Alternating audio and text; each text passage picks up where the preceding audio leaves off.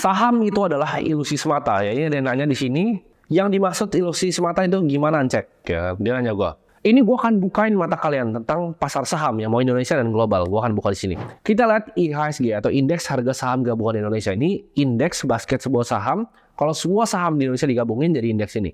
Kita lihat dari 1990 sampai sekarang. Itu kelihatannya naik kalau dalam rupiah. Ya, itu sekitar 30-an kali. Luar biasa fantastis, betul? Tapi kalau kita ukurnya bukan pakai rupiah, pakai US dollar, itu turun hampir cuman nggak sampai 4 kali. Bingung nggak kalian kenapa? Kalau kalian lihat di sini ya, ini M2 money supply Indonesia, rupiah. Ya.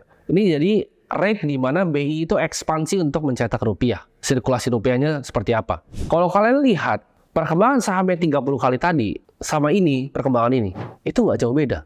Makanya kalau diukurnya pakai USD, itu cuma 4,5 kali. Atau bahkan kalau lebih parah lagi, kalau kalian ukurnya pakai emas, di situ baru kelihatan sebenarnya gain dari saham itu ada atau rupiahnya yang inflasi. Kalian mungkin masih bingung nih ya, kalau gue contohin pakai IHSG. Kalau kalian masih merasa oh ini negara yang bagus gitu, kita coba pindah ke negara sebelah yang kalian udah semua tahu currency itu dibuang jadi tong sampah, Zimbabwe. Zimbabwe itu sahamnya naik 800% loh. Kalian lihat di sini. Kenapa lu nggak mau beli saham Zimbabwe, pertanyaannya? Bingung nggak? Kenapa lu nggak mau beli? Kan tinggal beli currency itu lu beli sahamnya. Kenapa? Karena orang lariin semua dari currency yang hyperinflate ke dalam pasar saham. Sama seperti rupiah, currency yang hyperinflating, orang lariin ke saham BCA. Jadi, saham itu adalah mirror dari monetary inflation rate. Kalau kita lihat bahkan S&P 500-nya Amerika, kita bandingkan chartnya dengan M2 money supply-nya. Kalau dibagi itu jadi rata, gainnya hilang. Jadi, lucu kan? Pasar saham itu cuma mirror, di mana rate itu seorang bank sentral mencetak uang. Jadi tunggu bilang, semua gain di saham itu ilusi semata.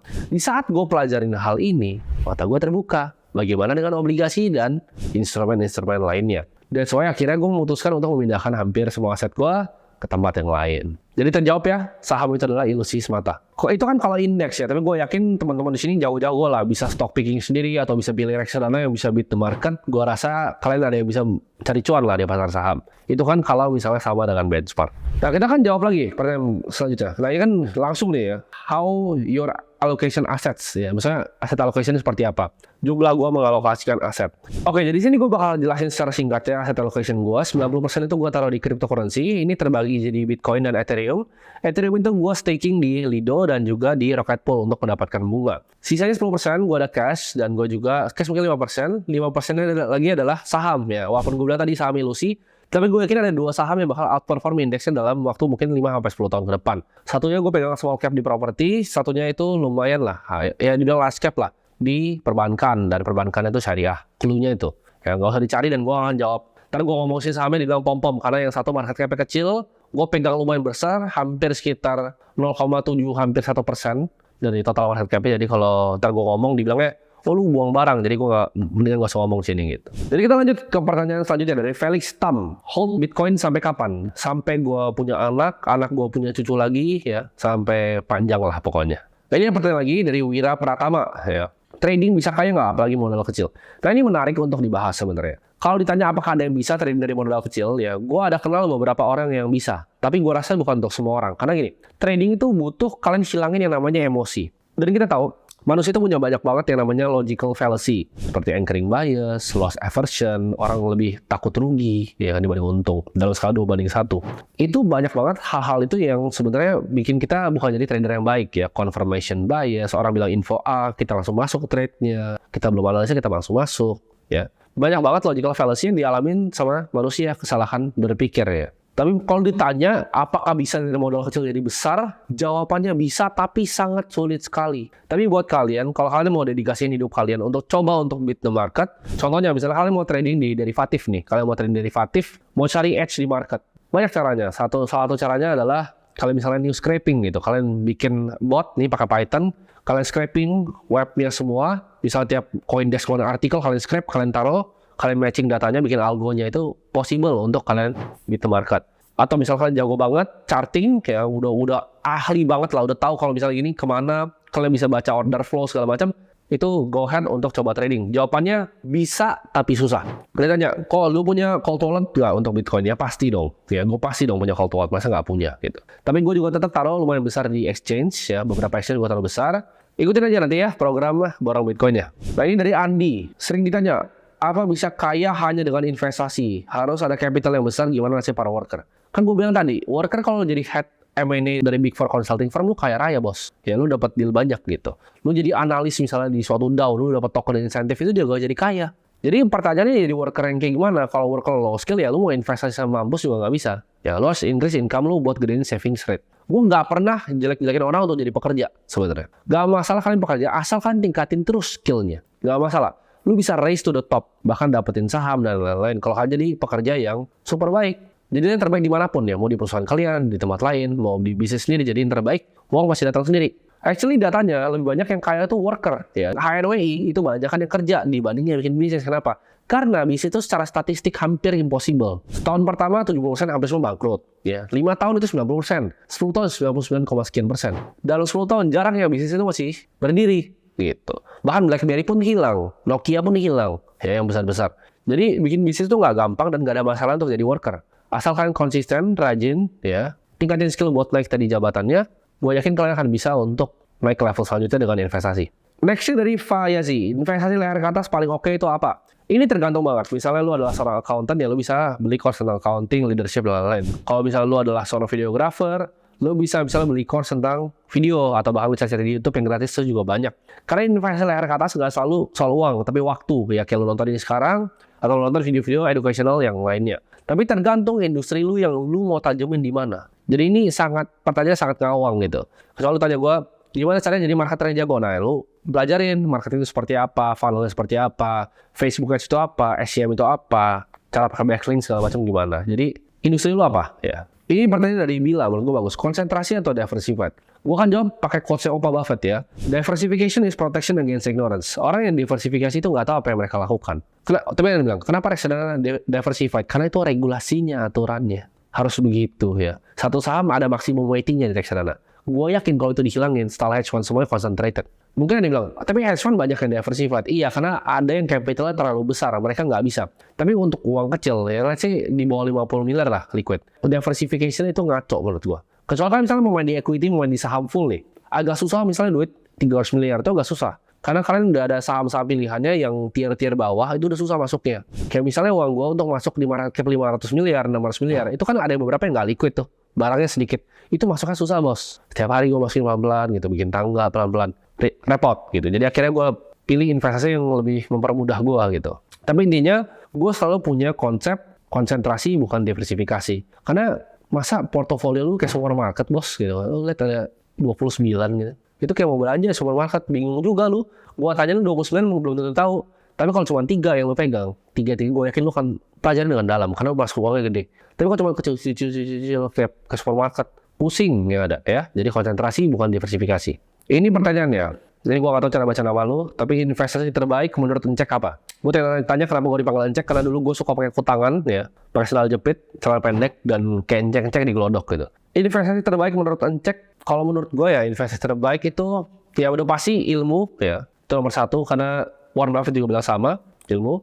Yang kedua itu adalah menurut gue kripto. Ini agak bias karena aset gue gede di sana dan gue big believer on kripto, tapi buat kalian nonton gue yang nggak believe ya silahkan gitu. Lu balik aja main saham dan obligasi itu. Tapi untuk gua the best investment yang akan ada 5 tahun lagi, 10 tahun lagi lu bisa potong videonya, simpen aja, ntar lu play lagi. Adalah Bitcoin. Ini ada pertanyaan dari Ahmad ya. Kok gue punya aset 700 juta nih. Wah, orang kaya Ahmad ya. 200 juta di bank, deposito 5 juta. Bingung mau diapain nih? Udah bayar pajak lu Ahmad? Enggak bisa. 700 juta, 200 juta di bank, deposito 500. Gini, lu harus tahu dulu Ahmad, real inflation rate itu berapa? Ini lu lihat gambar sini ya, kaget kan lu, sotomi segini harganya. Jadi inflasi real menurut gue itu bukan 3%, bukan 5%, walaupun dibilang turun tuh kemarin 3%, enggak. Ya itu angkanya lebih dekat ke 8%, 9%, 10%. Bahkan menurut gue di Indonesia itu bisa sampai 13-15% real inflation-nya.Gue itu dari mana? Simple. Lihatnya beras tahun sekarang, tahun lalu. Ya simple. Lu lihat lagi edukasi tahun kemarin sama tahun sekarang. Itu sekitar 13-15% ya. Real consumer goods ya. Barang kita pakai. Properti juga sama.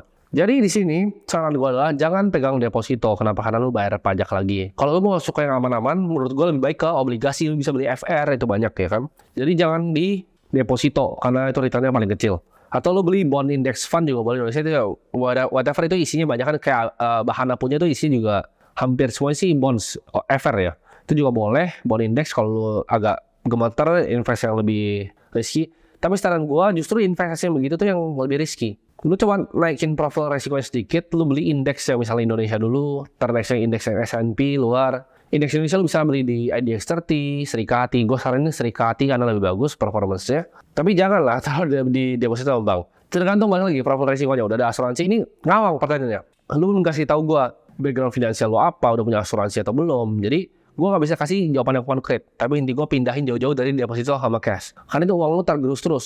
Kalau gue bener nih, ya anggaplah gue orang bego, tapi anggaplah gue bener 15% per tahun. Dalam 3 tahun uang lu sisa setengah, Ahmad.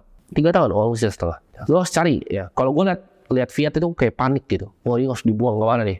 Properti ya, ini beliin mobil kah? Beliin patek kah, jam tangan gitu. Gue selalu was-was gitu. Bitcoin atau Ethereum? Simpel ya. Bitcoin. Kenapa? Karena Bitcoin menurut gue itu adalah fondasinya. Gue suka Bitcoin karena menurut gue ini aset yang di tengah. Ya, maksud aset di tengah apa? Kalau lu ngomong sama orang di traditional finance, di misalnya di sekuritas, mereka kan bilang buat mereka yang udah beli Bitcoin ya, mereka kan bilang Bitcoin itu adalah aset paling risky ya mereka. Sedangkan anak-anak kripto bilang Bitcoin adalah aset paling aman ya. Gue suka nih di tengah-tengah ya. Yang TradFi bilang ini paling resiko, yang orang high risk gila ini, di Gen ini bilang ini aset paling aman. Nah, gue ambil insya Allah. Jadi Bitcoin jawabannya. Ini dari pertanyaan dari Rangga ya, perbedaan bursa saham sama sekuritas saham. Anggap lu mau beli baju gitu kan. Lu mau beli baju ke dalam suatu toko. Ya, ini toko misalnya jual di mall di Grand Indonesia misalnya tokonya. Lu kalau beli baju di sebuah toko ya, lu beli ke tokonya ya. Jadi lu beli kayak H&M, lu beli ke Pull&Bear, bukan ke GI-nya. GI itu anggap GI Grand Indonesia itu adalah bursa sahamnya. Tapi toko di dalam itu sekuritas. Ya Mirai Asset, Indo Premier, whatever ya, gue sebut semuanya karena gue gak ada di sponsor, video gue gak pernah di sponsor. Jadi whatever itu adalah tokonya gitu. Jadi lu mau pilih toko yang mana? Misalnya Mirai itu Zara gitu kan, Indo Premier tuh H&M ya kan, Pull&Bear tuh misalnya Buana gitu, atau misalnya apalah Sukor atau apa. Nah lu bisa pilih tokonya yang lu suka yang mana, ya lu sesuai selera gitu. Ada satu yang kasih marginnya tinggi, ada satu yang kasih service RM-nya bagus kalau aset di atas berapa miliar, ada satu yang marginnya udah langsung dikasih aja gitu. Nah itu selera lu tokonya yang mana. Tapi intinya mallnya itu adalah bursa dan toko itu adalah sekuritas. Nah, gitu gampang kan ngertinya. Next, Wijaya, apa yang bakal lu wariskan ke anak lu kok? Bitcoin dan ilmu ya. Tapi gue intend to die with zero. Maksudnya apa? Gue berniat untuk mati dengan 0. Di penghujung hidup gue mungkin nanti udah lumayan tua, gue mulai akan disper aset gue untuk causes yang gue percaya. Karena gue percaya uang itu diciptakan untuk diberi ke orang lain. Karena ini prinsip hidup gue ya. Jadi gue firm believer of namanya effective altruism, di mana cara kita membantu ya adalah membantu sebanyak-banyaknya orang. Kalau misalnya kita nggak bantu, gue nggak bantu orang nih, misalnya pinggir jalan gue kasih 50.000, itu bantu satu orang. Dan itu nggak solve banyak masalah.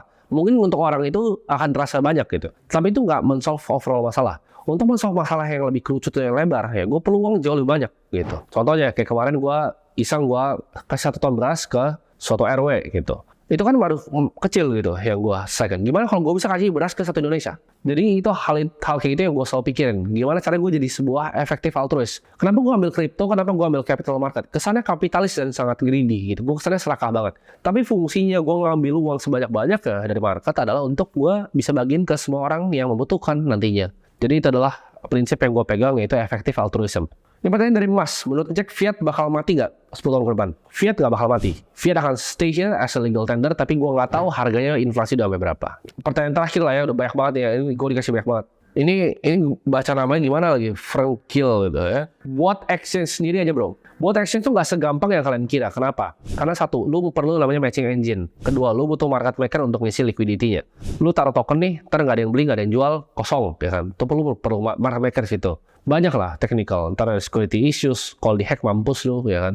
Lu mesti punya custodial servicing sendiri, atau lu percaya sama orang. Gitu. Gue udah pernah kepikiran beberapa kali untuk bikin exchange yang social investing, cuman gue rasa mending gue for now lakuin apa yang gue suka aja. Dimana gue suka untuk educate orang ya, dan gue suka untuk bantu kalian seperti ini gitu. Menurut gue belum waktunya untuk gue bikin exchange sekarang karena gue sibuk juga waktunya. Sebenarnya full time job gue adalah gue kelola personal fund gue sendiri, family office gue sendiri ya. Jadi ini I do this YouTube ya, Akademi Kripto gue, I do this for fun gitu. Jadi buat kalian yang tanya kenapa gak bikin exchange, cuannya kecil ya. Gimana caranya hitung cuan exchange? Gue buka nih karena biar dapat ilmu sedikit. Misalnya kita punya trading volume 1 triliun gitu kan. 1 triliun trading volume tuh nggak gampang loh untuk di-achieve. Misalnya dalam sebulan gitu ya, volumenya 1 triliun. Orang tektok loh ya. Bukan orang taruh duit, orang tektok 1 triliun. Exchange itu kan simpel, kita lihat fee-nya, ya kan. Kita pajak kasih 0,21 final, kalau yang lokal dan terdaftar. Itu pun ya, buat kalian jadi exchange lokal, itu butuh uang, buy-in fee-nya 100 miliar untuk bisa punya izin exchange, 100 M. Itu belum yang lain-lain. Nggak tahu nanti pas dipinjau OJK ini berubah atau enggak. Karena ini kan dari Bapepti, nanti akan dipindahkan ke OJK. Nah dari situ gue harus bayar lagi matching engine 5 miliar 6 miliar ya kan. Gue bayar lagi market maker untuk liquidity provider tiap token gue. Atau bahkan gue sendiri yang ngisi liquidity-nya. Nah itu terserah tuh bisnis modelnya. Gue mau ngambil spread, ya pura-pura nggak ada fee padahal ngambil spreadnya gede ya kan. Atau gue mau ambil yang misalnya standar 0,10. Nah kalau gue ambil 0,10 ya kan 0,21 dipajak, 0,31 untuk misalnya maker ya, taker yang lebih gede, itu di volume 1 triliun lu kali 0,10 itu sekitar 10 miliar. Dan gue bilang tadi, bayar matching engine itu udah 6M, bos. Karyawan, security. Untuk kalau lagi bear market ini, gue bisa dapat cuma 1M. Ya, 1M gue mending bisnis yang lain. Gue bisa dapat sendiri, gitu. Gue trading sendiri lebih dari situ. Jadi, menurut gue itu nggak viable untuk membuang waktu gue untuk bikin sebuah exchange. Karena gini, exchange itu kompetisi. Ya, untuk gue ngalahin Indodax, ngalahin toko kripto, untuk ngalahin Binance, Bybit, yang di luar yang lain, itu repot. Jadi gue mending fokusin waktu gue ke apa yang gue bisa, yaitu kelola uang gue sendiri, seperti itu. Jadi semoga bermanfaat untuk teman-teman semua videonya.